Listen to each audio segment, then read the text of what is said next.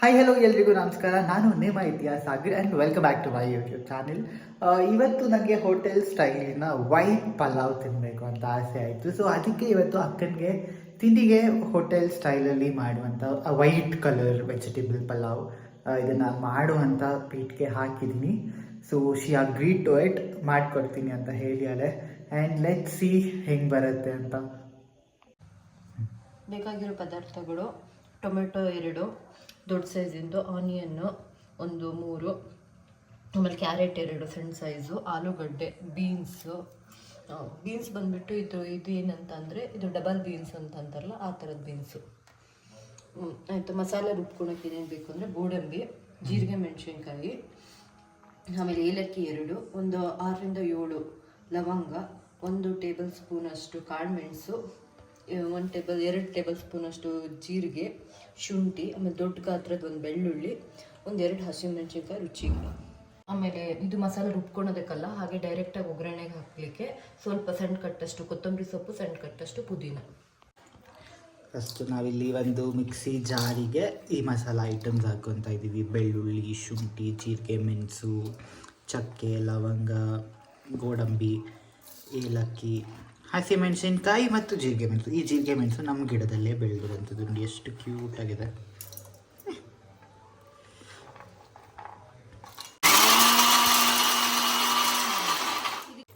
Mixie ready ಆಗಿದೆ. ತುಪ್ಪ ಬಡಿಸ್ತಾ ಇದ್ದೀನಿ. ನಮ್ಮ ಮನೆಯಲ್ಲಿ ಹಸು ಹಾಲು ಕೊಡೋದ್ರಿಂದ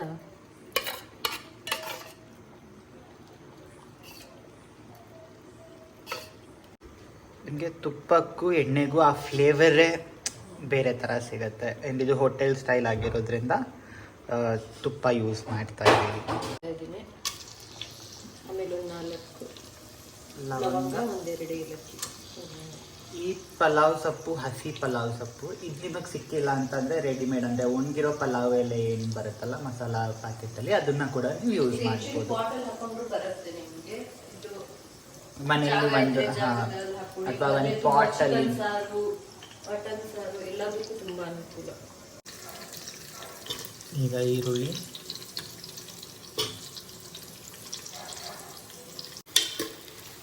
ಈರುಳ್ಳಿನ ಚೆನ್ನಾಗಿ ಫ್ರೈ ಮಾಡ್ಕೋಬೇಕು.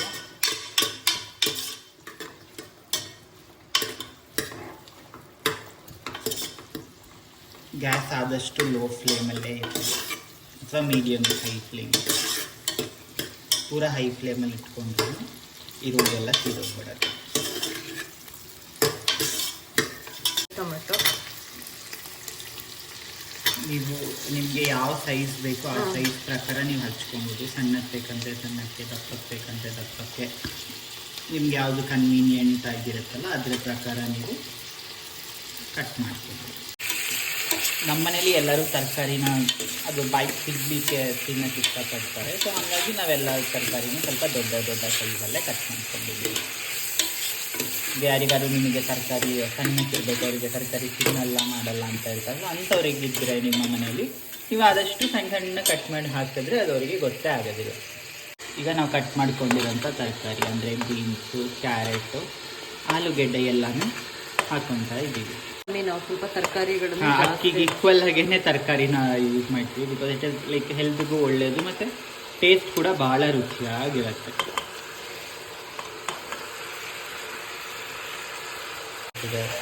ಆಲೂಗೆಡ್ಡೆ, ಕ್ಯಾರೆಟು, ಬೀನ್ಸು, ಬಟಾಣಿನ ರಾತ್ರಿ ನೆನೆಸಿಡೋದು ಮರ್ತೋಯ್ತು, ಹಾಗಾಗಿ ಬಿಸಿನೀರಿಗೆ ಹಾಕಿ ಹಾಕ್ತಾ ಇದ್ದೀವಿ. ಹೌದು, ಇಫ್ ಇನ್ ಕೇಸ್ ನೀವೇನಾದ್ರು ಬಟಾಣಿನ ರಾತ್ರಿ ನೆನೆಸಿಡೋದು ಮರ್ತೋಗಿದ್ರೆ ಅದನ್ನು ಬಿಸಿ ನೀರಲ್ಲಿ ನೆನೆಸಿಟ್ಕೊಂಡ್ರೂ ಆಗುತ್ತೆ. ಅಥವಾ ಲೈಕ್ ನೀರಲ್ಲಿ ಒಂದು 5 to 10 minutes ಕುದಿಸಿದ್ರೂ ನಿಮಗೆ ಅದು ನೆನೆಸಿರೋ ಒಂದು ಹದಕ್ಕೇ ಬರುತ್ತೆ. ಇದನ್ನೆಲ್ಲ ಚೆನ್ನಾಗಿ ಮಿಕ್ಸ್ ಮಾಡ್ಕೊಂಡು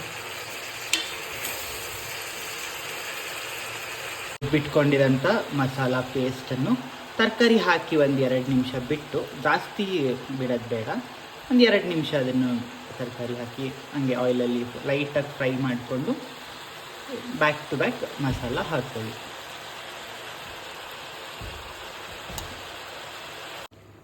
ರುಚಿಗೆ ತಕ್ಕಷ್ಟು ಉಪ್ಪು, ನಿಮ್ಮ ಅಳತೆ ಪ್ರಕಾರ ಉಪ್ಪು ಹಾಕ್ಕೊಳ್ಳಿ. ಈಗ ಅಕ್ಕಿನ ತೊಳೆದು ಒಂದು ಮೀಡಿಯಮ್ ಸೈಜಿನ ನಿಂಬೆಹಣ್ಣನ್ನು ಹಿಂಡಿ ಅಳತೆಯಲ್ಲಿ ನೀರು ಹಾಕಿ ನಾವು ಇಟ್ಕೊಂಡಿದ್ವಿ. ನಿಂಬೆಹಣ್ಣು ಹಿಂಡೋದ್ರಿಂದ ನಿಮ್ಗೆ ಏನಾಗುತ್ತೆ, ಅನ್ನ ಉಡಿ ಉಡಿಯಾಗಿ ಉದ್ದುದ್ರಾಗಿ ಚೆನ್ನಾಗಾಗತ್ತೆ. ಆ್ಯಂಡ್ ನಾವಿಲ್ಲಿ 2 ಲೋಟ ಅಕ್ಕಿಗೆ 4 ಲೋಟ ನೀರು, ಲೈಕ್ 1:2 ರೇಷಿಯೋ ಅಲ್ಲಿ ತೊಗೊಂಡಿದ್ದೀವಿ. ಅಕ್ಕಿ ನೀರು ಎಲ್ಲ ಹಾಕಿದ್ದಾಯಿತು. ಈಗ ಎಲ್ಲನೂ ಚೆನ್ನಾಗಿ ಮಿಕ್ಸ್ ಮಾಡ್ಕೋಬೇಕು, ಎಲ್ಲ ಈಕ್ವಲಾಗಿ ಸ್ಪ್ರೆಡ್ ಆಗೋ ಹಾಗೆ. ನೋಡಿ, ನಿಮಗೆ ಆ ಕಲರು, ಆ ತರಕಾರಿ, ಬೀನ್ಸು ನೋಡೋಕ್ಕೇ ಯಮ್ಮಿ ಆಗಿದೆ.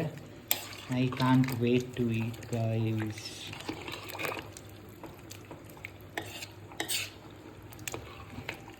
ಈಗ ಅದೆಲ್ಲ ಸ್ವಲ್ಪ ಕುದಿ ಬಂದ ತಕ್ಷಣ ಕೊತ್ತಂಬರಿ ಸೊಪ್ಪು ಮತ್ತು ಪುದೀನ ಸೊಪ್ಪು ತೊಳೆದು ಹೆಚ್ಚಿಟ್ಕೊಂಡಿರೋಂಥದ್ದನ್ನು ಹಾಕಿ ಮಿಕ್ಸ್ ಮಾಡಿ ಲಿಡ್ಡನ್ನ ಕ್ಲೋಸ್ ಮಾಡಿ 3 ವಿಷಲ್ ಆಗೋ ತನಕ ವೆಯ್ಟ್ ಮಾಡೋಣ.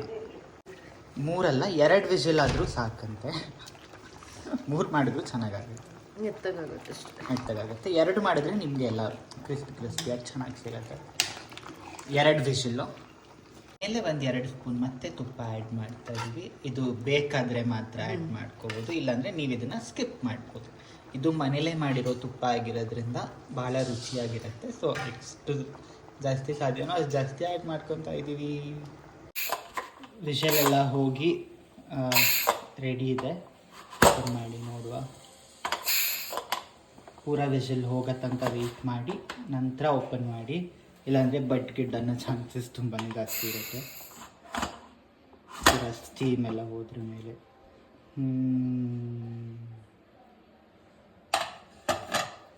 ಸೊ ಈಗ ಇದನ್ನು ಒಂದು ರೌಂಡು ಎಲ್ಲನೂ ಕ್ಲೀನಾಗಿ ಮಿಕ್ಸ್ ಮಾಡ್ಕೊಳ್ಳಿ, ಅಡಿಯಿಂದ ಮೇಲೆ ತನಕ.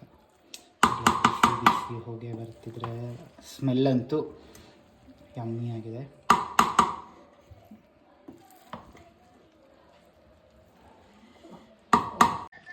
ಪಲಾವ್ ಟೇಸ್ಟ್ ಮಾಡ್ತಾ ಇದ್ದಾರೆ. ಹೆಂಗಾಗಿದ್ರಿ? ನೀ ಹೇಳ್ಬೇಕು, ತಿಂದು ನಾ ಹೇಳಬೇಕಾ? ಎಸ್, ನೋಡ್ತಾ ಇದ್ರೇ ನಾ ತಿನ್ನಬೇಕು ಅನ್ನೋಷ್ಟು ಚೆನ್ನಾಗಿ ಕಾಣ್ತಿದೆ. Let me taste.